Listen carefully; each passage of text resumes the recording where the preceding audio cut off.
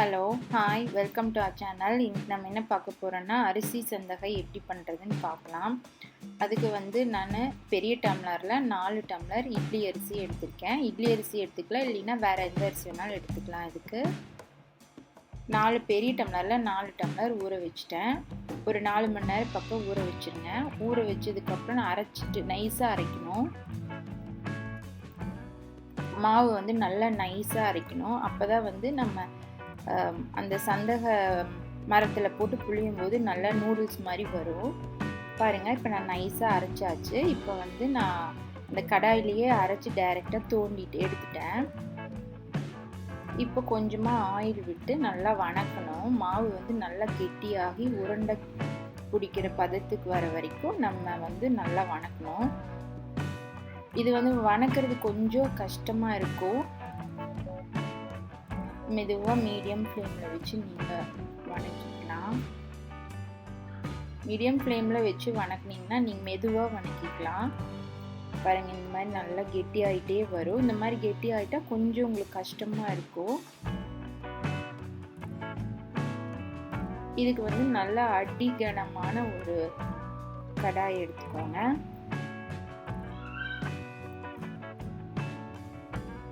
இந்த மாதிரி மாவு ஒட்டிடும். அதை ஸ்பூன் வச்சு நல்லா தள்ளி விட்டுக்கோங்க.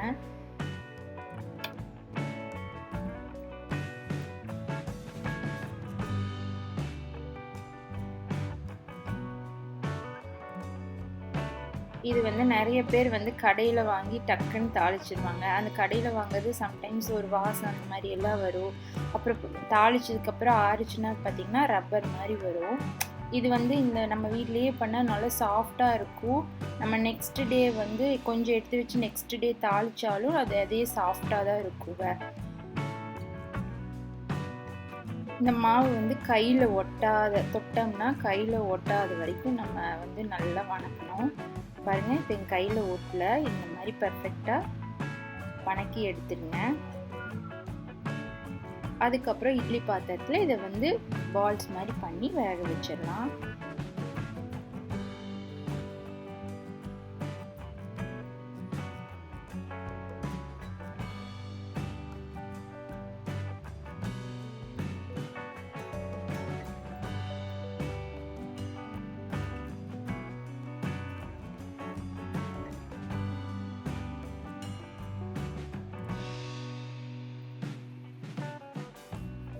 இந்த மாதிரி எல்லாமே பிடிச்சாச்சு. இது 15 to 20 minutes நல்லா வேகணும்.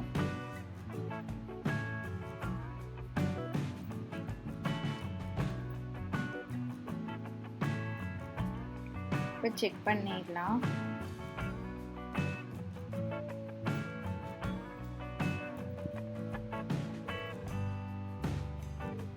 இப்போ நல்லா வெந்து வந்திருக்கு.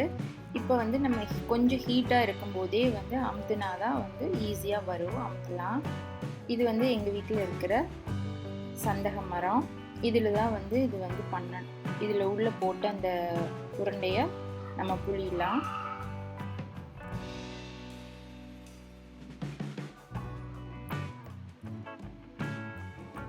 இது புளியருக்கு பெரியவங்க தான் வேணும், கஷ்டமாக இருக்கும் அப்படின்ட்டுலாம் இல்லை. இது பாருங்கள், என் பையனே இன்னைக்கு எனக்கு புளிஞ்சு கொடுப்பான். இது ரொம்ப ஈஸி. நீங்கள் வீட்லேயே பண்ணலாம். கடையில் வாங்குறதுக்கு பதிலாக வீட்லேயே நீங்கள் பண்ணலாம். ஆனால் அது மாவு வணக்கிறது கொஞ்சம் கஷ்டமாக இருக்கும். அது மட்டும் நீங்கள் கரெக்டாக பண்ணிக்கிட்டிங்கன்னா அப்புறம் இது ரொம்ப ஈஸி. பாருங்கள், ஈஸியாக வருது. பாருங்கள், இப்படி டைட்டாவெல்லாம் இல்லை, ஈஸியாக புளிகிறான்.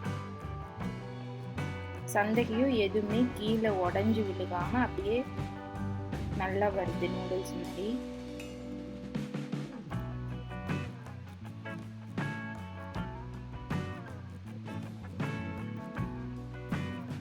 இந்த மாதிரி நம்ம வேக வச்சது எல்லாம் அமுத்தி எடுத்துக்கலாம்.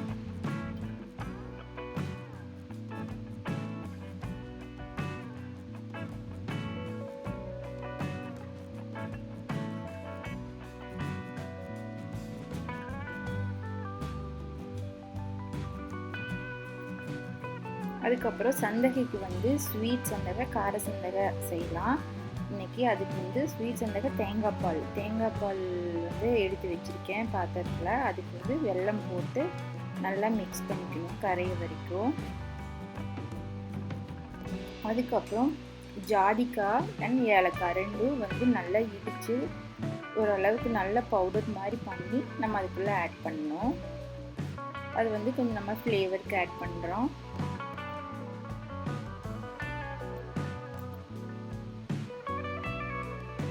இடிச்சாச்சு, ஆட் பண்ணிக்கலாம். இப்போ அதை வந்து நல்லா மிக்ஸ் பண்ணிக்கணும்.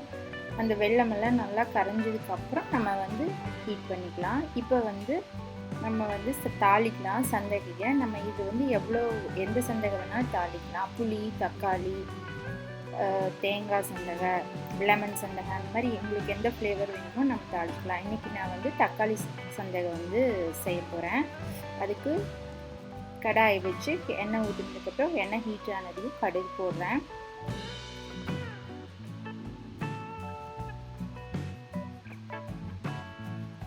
அதுக்கப்புறம் கடலைப்பருப்பு,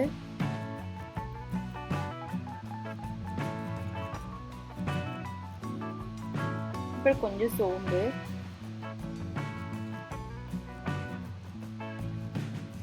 இது நல்லா ஃப்ரை ஆனதுக்கப்புறம் சின்ன வெங்காயம், பச்சை மிளகாய், கருவேப்பிலை. இதுக்கு நான் வந்து சின்ன வெங்காயம் எடுத்துருக்கேன். இன்றைக்கி பெரிய வெங்காயம் வேணாலும் போடலாம். அதுக்கப்புறம் இஞ்சி பூண்டு தட்டி வச்சது அதையும் ஆட் பண்ணி நல்லா ஃப்ரை பண்ணிக்கோங்க. இது வந்து ஃப்ரை பண்ணதுக்கப்புறம் நம்ம தக்காளி ஆட் பண்ணிக்கலாம். பாருங்கள், இது வந்து வெள்ளை கரைஞ்சிருச்சு. இது வந்து லோ ஃப்ளேமில் வச்சு இது ஜஸ்ட் ஹீட் பண்ணால் போதும், கொதிக்க விடக்கூடாது தேங்காய் பால். தக்காளி போட்டுக்கலாம். தக்காளி போட்டு நல்லா மிக்ஸ் பண்ணிக்கோங்க. தக்காளி வெங்காயம்லாம் வணங்கிறதுக்காக உப்பு நல்லா வணங்கிடுச்சு. அதுக்கப்புறம் மசாலா ஆட் பண்ணுறேன். கரம் மசாலா தூள், அப்புறம் வரமிளகாய் தூள், அப்புறம் கொத்தமல்லி தழை. உங்களுக்கு எவ்வளோ காரம் வேணுமோ அவ்வளோ ஆட் பண்ணிக்கலாம்.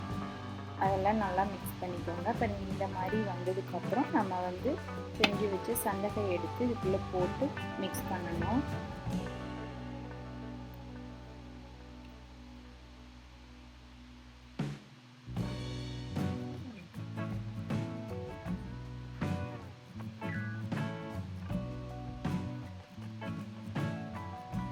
நல்லா எல்லா பக்கம் நல்லா மிக்ஸ் ஆகிற மாதிரி நல்லா கலக்கணும்.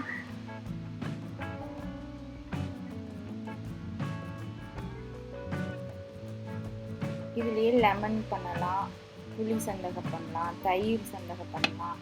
இந்த மாதிரி நம்மளுக்கு எது பிடிக்குதோ அந்த மாதிரி செஞ்சுக்கலாம். பாருங்க, சந்தகை ரெடி ஆயிடுச்சு. உடையாமல் நல்லா நூல் நல்லா வந்துருக்கு. இது தக்காளி சந்தகை ரெடி ஆயிடுச்சு. தேங்காய் பால் நம்மளுக்கு ரெடி ஆயிடுச்சு. இவ்வளோதான், ஈஸியாக நம்ம வீட்டிலேயே செஞ்சிடலாம், கடையில் வாங்குறதுலாம். பாருங்கள், தேங்காய் பால் ஸ்வீட்டுக்கு, காரம் வந்து தக்காளி சந்தகை. இந்த மாதிரி நீங்களும் வீட்டில் பண்ணி பாருங்கள். ரொம்ப நல்லாயிருக்கும், ரொம்ப சாஃப்டாக இருக்கும். தேங்க்யூ.